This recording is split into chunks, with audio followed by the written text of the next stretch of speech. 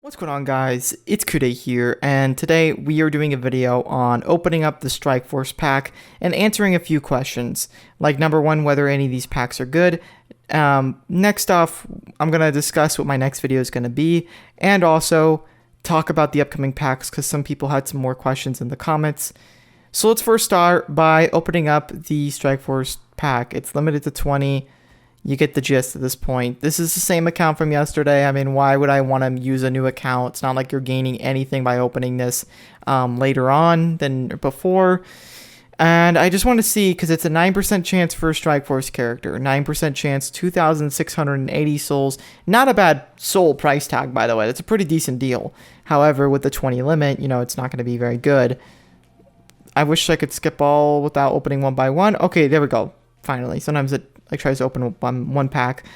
So Cassie Cage being probably one of the worst on this team, and she's not the worst character, but just bad on this team. Johnny Cage being one of the best.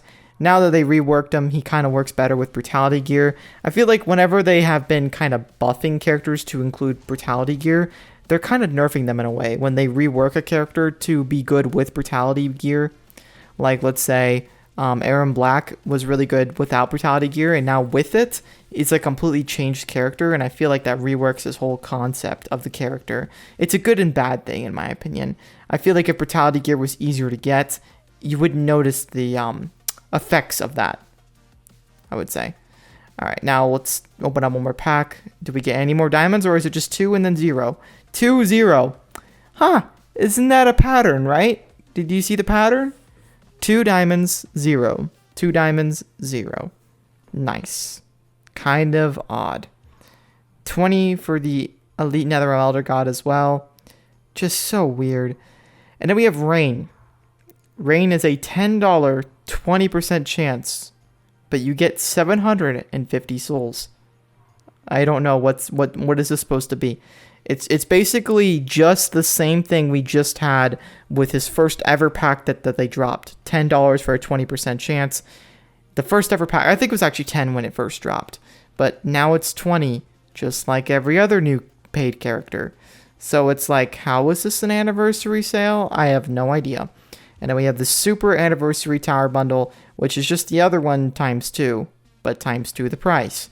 So you don't save anything, but you kind of get a little bit more. And then this one, yeah, see, there's just, it's not that much of a price. I think it might be like a $10 price difference.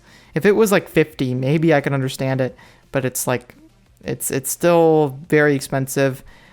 Now let's talk about something that Star and Sky brought up, which was the Injustice Pass. I wanted to share my 2 thoughts on this because people were saying, oh, Injustice Pass is probably going to come to Mortal Kombat Mobile. He was saying it was going to come out in the next update, most likely, but it's like the Injustice Pass was introduced during Mortal Kombat Update 3.4. It was not introduced recently. It was literally introduced on Update 3.4 of Mortal Kombat. But in their game, it was a different version. That's a pretty long time ago. That was from October of 2021. I think if they were, planning to implement it by now, they probably would have already done it. And it's not really going that well. I've watched a couple of Injustice 2 mobile YouTubers, and watching them play, kind of trying to get an understanding of this game's competitor. I would like to agree, this game does utilize things from Injustice 2 Mobile, and so does Injustice 2 Mobile in this game. They kind of share assets every now and then, but I don't really think that Injustice Pass would make it over to Mortal Kombat. Not personally. If it does, then whatever. It's not that big of a deal. But to say that it's coming next update is a little soon. Also, I like this. You see this while the characters move in the menu? I was looking at Injustice 2 today, and it's like these animation cards don't move in Injustice 2, but they move here. It's so cool that they move. Anyways, back to the topic here. It's not even successful. The YouTubers who did videos on the Injustice Pass, it wasn't worth the money. Like, it just wasn't giving you very good rewards. People didn't really appreciate it or like it to begin with. Most people are just going with Tapjoy offers in that game. And Tapjoy offers, meaning this right here, the complete the offers. You can get really good ones in certain areas and really bad ones. It depends on where you live. Some people get good offers in the US and some people get horrible offers in other places. And that's like the main thing people use in that game. And then also the raids. So the Injustice Pass really isn't that good. You get one copy of the new character for $10. You're seeing a pattern here? $10 to unlock one copy of the new character plus a little bit of rewards along the way. And in Mortal Kombat, how would that be any different than me going here and opening up the Fujin pack on release for $10 and getting it the first try? Sure, I save like, what, a couple extra $10 purchases. Of course, that's saying if I have to open it more than once. But that's just not that much. Like, it's not that big of a deal.